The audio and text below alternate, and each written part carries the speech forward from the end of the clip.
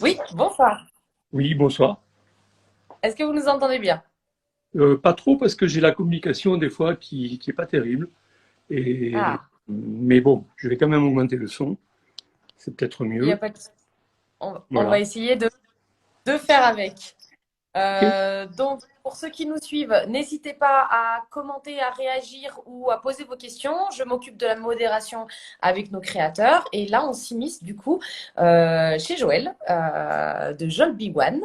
Et donc, Joël, ben, qui êtes-vous? Alors, Dolby One, c'est mon nom. Alors, j'aime pas le terme d'artiste ni de créateur d'art. Je parle plutôt de créateur de sentiments. Donc, c'est le nom sous lequel j'essaye de créer des œuvres à partir d'objets qui sont en fin de cycle. Et alors pourquoi Jolby One? Eh ben, One, d'abord parce que c'est une anagramme de mon nom et de mon prénom, complètement. Et ensuite parce que One, c'est un hommage aux street artistes que je côtoie dans d'autres activités. Et vous savez, tous ces artistes, maintenant, c'est John One, Resh One, Osen One. Voilà, donc c'était un clin d'œil par rapport donc à ces jeunes et au travail fabuleux qu'ils font. D'accord. Et alors, du coup, dites-nous un petit peu, quelles sont vos créations? Parce que c'est un univers particulier. On est sur de l'upcycling, mais de l'upcycling avec des objets qui sont assez, enfin, qui ont certaines caractéristiques. Voilà. Je vais vous laisser nous en parler. Ça sera toujours mieux que si c'était moi. Alors déjà surcyclage, c'est un terme que je préfère à celui d'upcycling, le terme Oui. anglais, et quand on peut rester français, il vaut mieux. En fait, du surcyclage, c'est un peu le recyclage par le haut d'objets, de matériaux, de produits qui sont en fin de vie ou en fin de cycle. Et donc, l'idée, c'est de les transformer pour leur donner une nouvelle vie et en faire des objets voilà, qui puissent être regardés et éventuellement commercialisés. Donc, moi, au départ, alors je ne sais pas, je vais vous faire voir après l'atelier. Par contre, je ne sais pas comment on peut passer de ma Vous photo avez une petite flèche flèche. sur l'écran, vous appuyez et voilà. Donc, Super. oui, alors, ça, c'est mon univers. Donc, je travaille chez moi rapidement. Et donc, j'ai un atelier qui fait 30 mètres carrés avec des annexes. Euh, Super. et donc, mon travail consiste à intégrer, au départ en tout cas, dans des bombes de peinture, des aérosols de peinture, des figurines que je trouve dans des déballages sur des marchés ou éventuellement sur Internet. Donc je peux vous expliquer le processus si vous voulez au départ. Bien. On part avec donc une bombe pas traditionnelle. Il y a encore les billes à l'intérieur. Donc elle est vide. Il faut la percer pour enlever le gaz et enlever aussi les résidus de peinture qu'on trouve toujours à l'intérieur. La Ok. première démarche ensuite est de la peindre à l'extérieur. Alors je peins en général à l'aérosol. Je vais Ok. vous faire voir, j'en ai une certaine quantité en réserve dans mon armoire. Voilà. Donc ça c'est mes... On apprécie particulièrement le graphe Ah sur oui. le meuble. Alors justement c'est un ami de Montpellier, artiste graffeur, voilà, qui a graffé des vestiaires d'un lycée, d'un collège plutôt. Donc c'était brut et il a fait son travail donc sur les armoires. Je trouve que c'est pas mal C'est fait du magnifique. tout. Voilà. Et donc une fois que cette bombe donc elle est préparée, donc je la travaille à l'extérieur. Je la découpe avec des instruments de torture que vous voyez là, ou c'est simplement des petites disqueuses, hein, et je découpe en fonction de la figurine que je veux intégrer, dans la mesure où c'est la figurine qui décide. Bon, ça, c'est des objets de torture, mais ça n'a rien à voir. Et ils sont que pour le décorum parce que je ne m'en sers pas. Mais ils sont dans l'atelier quand même. Euh, une fois après que donc la bombe est prête, il faut souvent Mhm. colmater, soit avec du polystyrène, soit avec du carton, pour que la figurine puisse être adaptée. Avec du mastic aussi, qui permet de relier à la fois le plastique et le métal. Et donc, pour la finition, j'ai redécouvert un instrument que j'utilisais quand j'étais plus jeune, qui s'appelle le Posca. Enfin, le Posca, c'est générique, hein, c'est la marque. Il y a plusieurs marques. Ce sont des stylos d'acrylique. Et donc, avec ces stylos d'acrylique, je peins au dos chaque fois quelque chose qui est en rapport avec le personnage. Bon, là, je me suis amusé avec un tableau, enfin avec le cri de Munch que tout le monde connaît. Voilà, je trouve que. Alors, celle-là, je la garde parce que je la trouve particulièrement bien. Sinon, si vous voulez, au départ, voilà, ça c'est mon prototype. C'est la première que j'ai faite, le premier jour du confinement, donc c'est récent, comme mon prédécesseur. Et donc, j'avais intégré un personnage de Star Wars avec toute une histoire à la clé, puisque, enfin, les gens, j'ai une galerie d'art aussi, et les gens qui achètent veulent, en dehors de l'objet, acheter une histoire. Et quand elle n'existe pas, il faut l'inventer. Donc voilà, j'ai du plaisir aussi à trouver des histoires qui vont avec. Ensuite, bon, j'ai récupéré quelques autres supports. Alors, ça, je vais vous faire voir. C'est de l'huile d'olive extra vierge. Donc, c'est métal, hein, mais je travaille que le métal. Ça va être donc retravaillé. Et donc, pour celle-là, on intégrera le capitaine Haddock. Et là, c'est Tintin, puisque je suis dans ma folie d'Haddock et de Tintin à ce moment. Ça, ce sont des bombes en cours de finition. Voilà. Donc, celle-là, elle n'est pas encore travaillée. J'ai simplement colmaté le bas et donc fait des petits volets sur les côtés. Donc, il faut que je le ponce ensuite. Que sûrement je mette un support carton et polystyrène pour faire tenir l'objet. Et ensuite, au dos, je ferai le dessin d'Astérix ou d'Obélix ou de quelqu'un d'autre. D'accord. Et donc, on est différentes typologies de personnages. Vous passez aussi bien des personnages type Mario, Sonic aux personnages de Marvel, en repassant par des... on l'a vu, hein, là, par exemple. Est-ce pas... D'où ça vient? Voilà. oui, au départ, c'était essentiellement des personnages de Star Wars. Alors, il y a une explication, si vous voulez, c'est que d'abord, pour moi, c'est une activité, c'est pas un métier, pour répondre à votre question avant que vous la posiez. Et donc, j'ai découvert ça, donc, au premier jour du confinement. Et le déclic, ça a été les séries de Star Wars qui sont repassées à la télé. Et donc, ça a ajouté à mon souci d'écologie, à mon souci de récupérer les déchets. Alors, j'habite au bord de la mer, j'ai cette chance, donc je vais souvent sur les plages, et surtout après les périodes touristiques, bon, je m'amuse à récupérer donc les bouteilles de plastique, les canettes de marques connues que je n'aurais pas.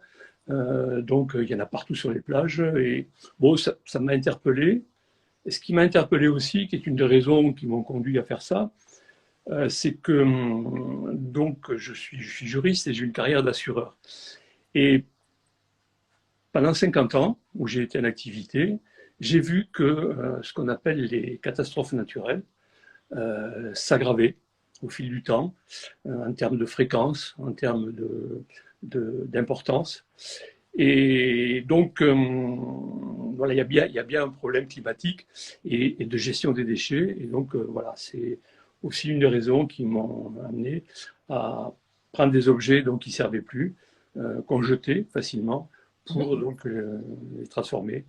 Voilà. Alors, je ne dis pas en œuvre d'art, mais en curiosité, puisque les gens qui viennent me voir à la galerie où j'expose disent toujours « Ah, c'est original ». Alors, tous, à 99%. Alors, quand ils auront dit c'est beau, là, je trouverai que j'ai bien avancé dans ma démarche. On a une personne qui vous demande si vous avez des Marvel aussi. Oui, bien sûr. Oui, parce que j'ai commencé par.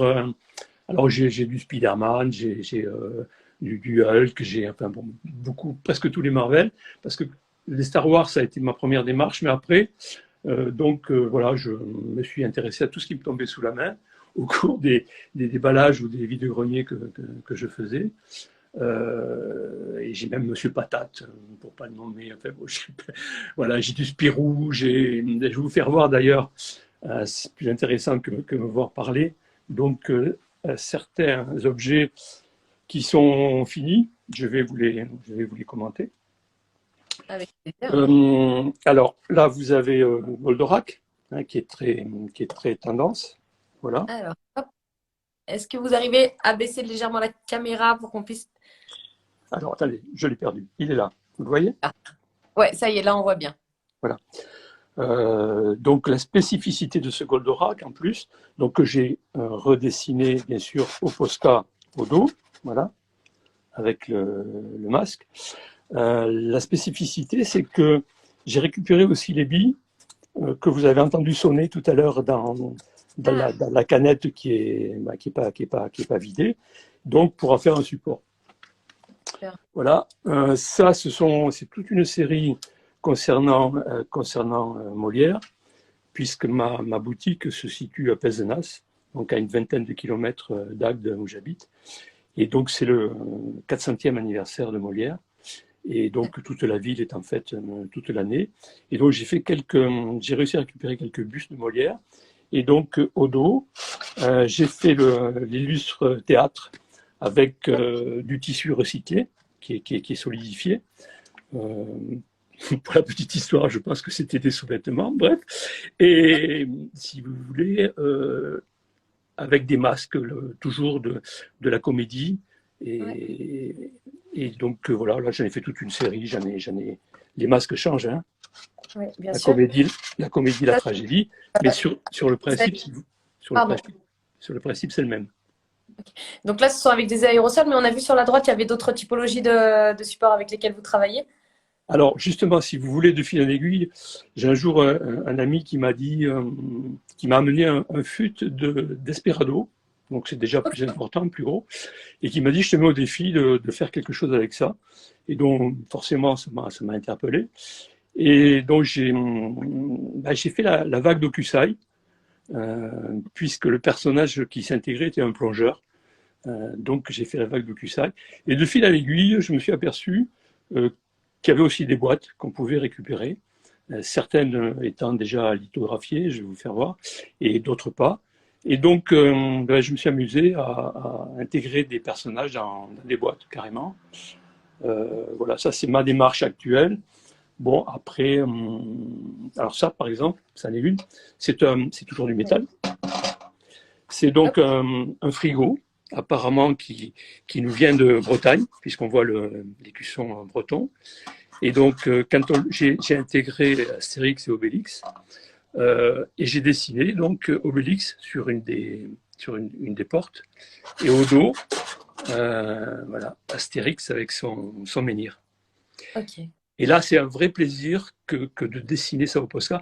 En fait, dans l'activité, c'est mon plus grand plaisir, c'est effectivement de dessiner des personnages au dos.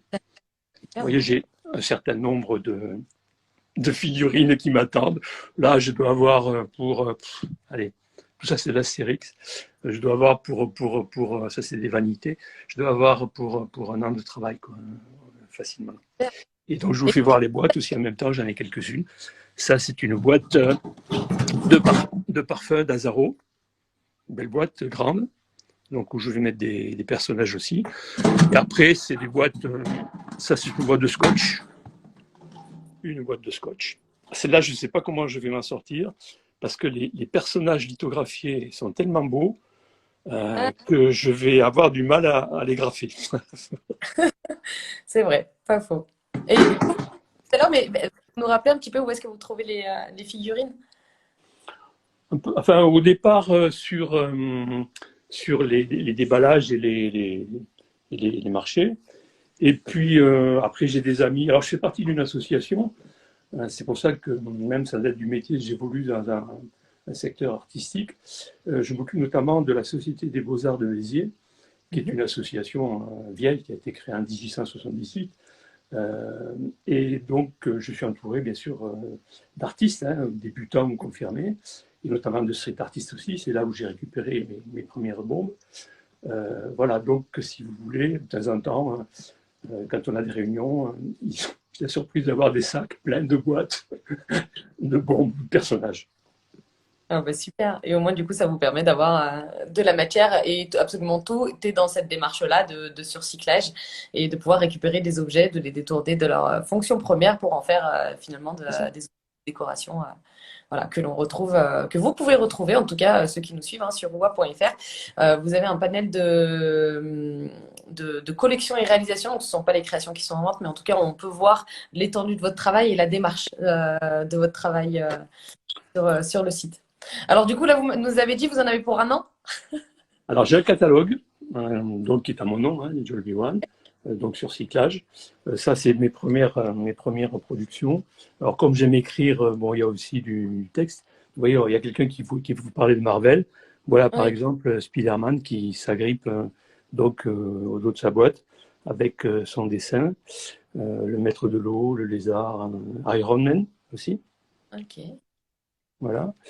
Leonardo, bon, c'est plutôt les Tortues Ninja. Le conte Doku, c'est Star Wars. Voilà, je pourrais toutes vous les y passer les unes après les autres. Et je sors un deuxième catalogue au mois de mai où je D'accord. mettrai les boîtes en principe. Voilà, ça Ok. c'est une En allégorie le de bon. catalogue. Catalogue. Dites-moi que vous avez des Dragon Ball. Oui, bien sûr. J'en doutais pas. Pour cette année, peut-être qu'il m'en reste un ou deux, mais j'en ai vendu parce que ça a été très, très tendance. Et Ouais. enfin, pour faire le tour des expéditions, voilà, je mets mes œuvres dans des boîtes à chaussures qui sont aussi de la récupération. Et donc, ça permet de caler les bombes et de les envoyer enfin, d'être reçus en bon état en tout cas. Et si on vous demandait quelle était votre création préférée?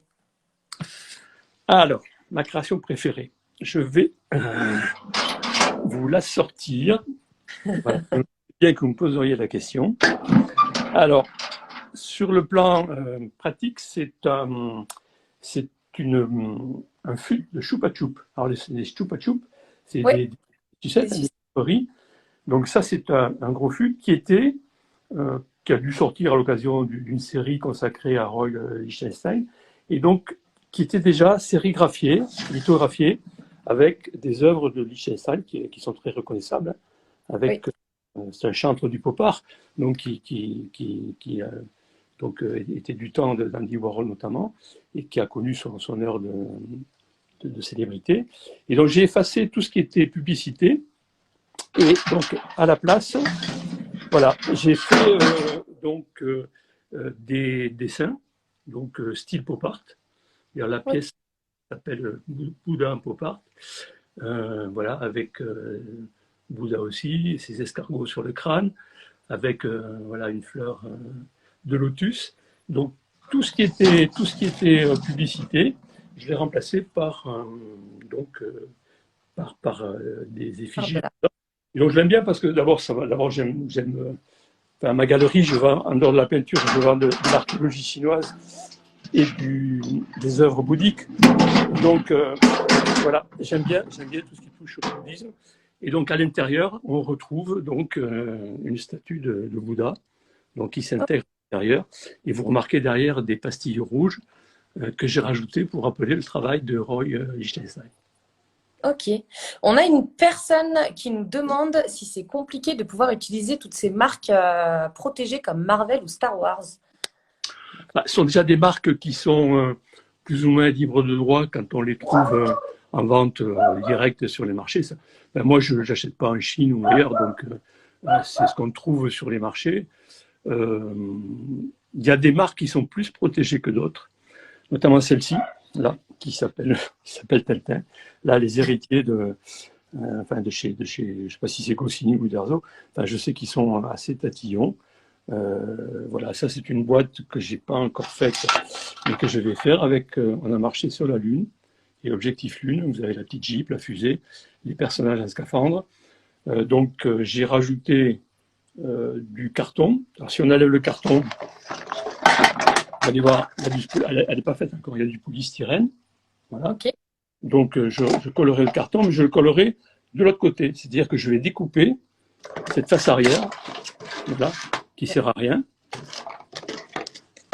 Voilà. Donc, je découperai la face arrière. Et donc les personnages apparaîtront ici, au premier plan. Et derrière, si vous voulez, je mettrai le couvercle. Donc, où on retrouve Tintin et le capitaine Haddock. Ok. Voilà. Et ça, c'est du coup, oui, tous les dessins, c'est vous sur l'ensemble des. Alors, L'ensemble des... ceux-là, ils sont lithographiés parce que, Ok. pour répondre à la question, ce sont des boîtes. J'en ai plein d'Astérix, Obélix. Notamment, ce sont des boîtes sont des séries qui ont été faites par Delacre, des biscuits Delacre, donc qui ont Ah, récupéré la licence. Et donc, on peut utiliser donc, ces boîtes-là, puisque la licence a déjà été négociée par une entreprise donc, qui a pu le diffuser. Vous voyez, après, d'accord. je dois avoir aussi d'autres boîtes là, dans des cartons, j'en ai partout. Voilà, ça c'est, il y a Mickey, il y a une boîte métallique de Star Wars, donc il y aura dedans Ouais. un Stormtrooper, je pense. Et puis bon, j'ai des boîtes aussi, ça c'est des boîtes qui sont déjà faites aussi. Voilà. Ok. Donc toutes ces boîtes sont étaient dans le commerce avant d'être vidées. Et donc, j'ai pas de soucis particuliers par rapport aux droits des marques ou des licences. Voilà, Super. ça c'est les sangles dalmatiens, voilà, qui vont être garnis après avec les dalmatiens. Pour rester dans la thématique. Voilà. Et ça sera un de mes préférés. Je le trouve superbe. C'est le Gollum du Seigneur des Anneaux. Ouais. Regardez comme il est beau. Ouais. Enfin, façon de parler. Bon, je sais pas. La boîte est moins en état, mais bon, une fois poncée et peinte après, voilà, elle va ressembler à quelque chose. Pas de Vous allez souci. redessiner Gollum derrière ou vous allez lui faire juste son précieux? Non, je vais essayer de le redessiner. Ouais. Ouais. Celui-là, je le mettrai pas sur ma table de chevet personnellement. Et moi, bon, après, j'ai une passion pour tout ce qui est atroce. Donc, plus ils sont laids, plus ça me plaît. Voilà. Et donc, voilà, vous transformez toute typologie de boîte. Ça ne reste pas uniquement sur de l'aérosol. Ça peut être, vous l'avez vu, hein, des boîtes de biscuits. Ça peut être des canettes. Ça peut être qu'elles soient grandes, petites, arrondies ou carrées. En tout cas, et vous pouvez transformer tout type d'objets au démarrage. Ça, c'est une boîte qui servait dans un hôtel. Donc, j'ai intégré le camp de César à l'intérieur. Voilà. Et donc, j'en ai profité pour dessiner au Posca donc deux soldats de l'armée de César, donc de chaque côté de l'image de l'hôtel que j'ai conservé. Et de l'autre côté, vous avez donc un autre soldat. On a une personne qui vous demande, vous l'avez montré tout à l'heure, mais il n'était peut-être pas encore là, mais la découpe qui est faite avec quel outil? Avec ces outils-là, donc qui sont ça c'est une petite Dremel, quand je dois faire du travail de plus de précision. Et ça, c'est une grosse disqueuse, voilà, qui découpe le métal. Après, ce sont des métals de canettes d'aérosol ou de boîtes, donc c'est pas du métal épais, enfin trop épais. Si j'en ai quelques-uns là dans ma réserve, vous allez sourire, qui sont des bidons de lait, donc là ça va être épais. Je ne sais pas encore comment je vais faire les découpes. Et ça, ces bidons, c'est pour intégrer toute une série de Bouddha, donc voilà, qui demande qu'à intégrer les bidons de lait. Et on a une personne qui vous demande quel a été votre déclic pour devenir artiste. Alors, encore une fois, je ne me considère pas comme un artiste, et le déclic, c'est un ensemble d'éléments donc, qui sont par rapport donc, à tous ces déchets qu'on trouve dans la nature. Mon expérience en tant qu'assureur vis-à-vis des catastrophes naturelles, l'histoire, enfin la saga de Star Wars, qui étaient des gens qui se battaient pour sauver l'univers.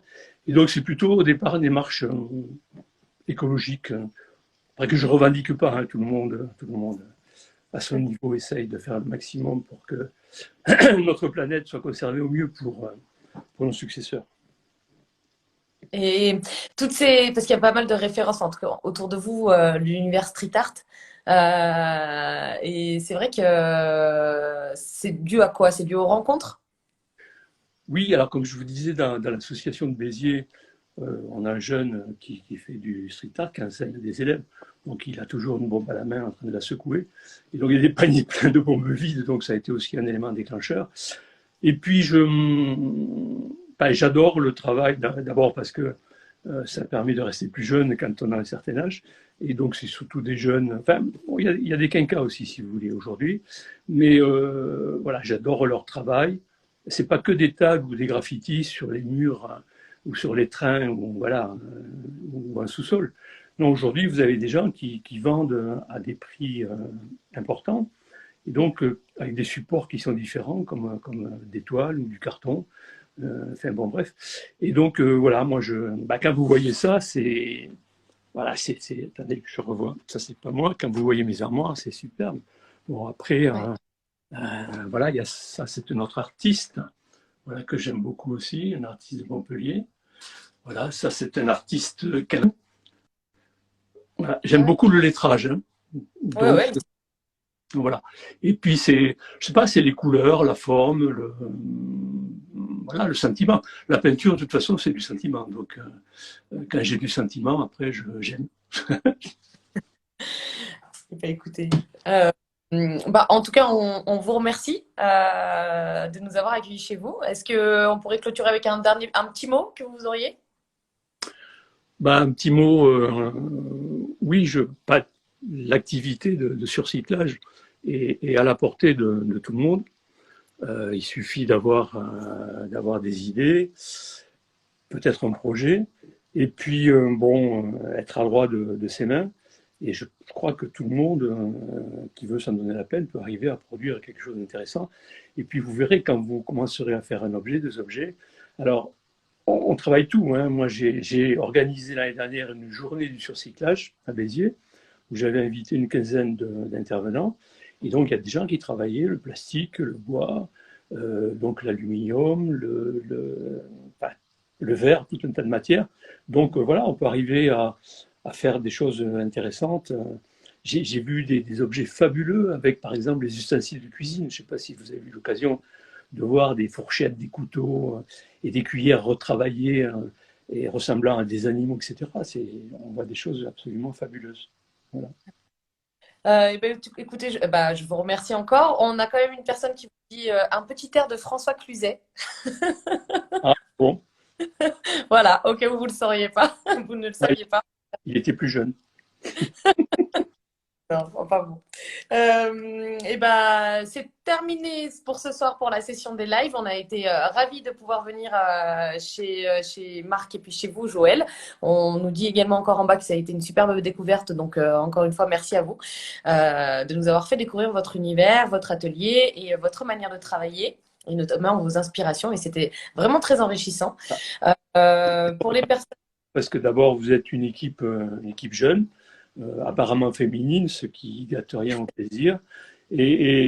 Enfin, j'adore bosser avec des jeunes et je vous souhaite surtout de réussir dans vos démarches et d'aller très loin et de fédérer un maximum d'artistes ou d'artisans d'art pour arriver donc à avoir un site qui fonctionne à plein. Merci beaucoup. Et là, on croise les doigts pour que ça Ouais. l'aventure continue et continue bien. Et puis pour toutes les personnes qui nous suivent, vous pouvez retrouver l'intégralité des lives qui sont diffusés donc sur l'Insta OUA. Vous avez le programme des prochains lives également sur les stories permanentes. Demain, nous avons 2 lives en soirée. Donc Ori Illustration, donc une illustratrice qui nous tient à cœur, ça ne se dit pas trop, mais en tout cas avec qui on adore travailler chez OUA. Et également Fusti Création, et là on est plus sur de la bijouterie et de l'orfèvrerie, donc ça va nous faire découvrir de nouveaux univers. Donc je vous donne rendez-vous demain, et Joël, je nous dis à très bientôt. Quand vous voulez, Ouais, oui, plaisir. ou à la galerie. Oui, avec grand plaisir. D'ailleurs, dès que je passerai, c'est sûr que je m'y arrêterai. À bientôt. Et ben, à bientôt, bonne soirée à Au tous. revoir.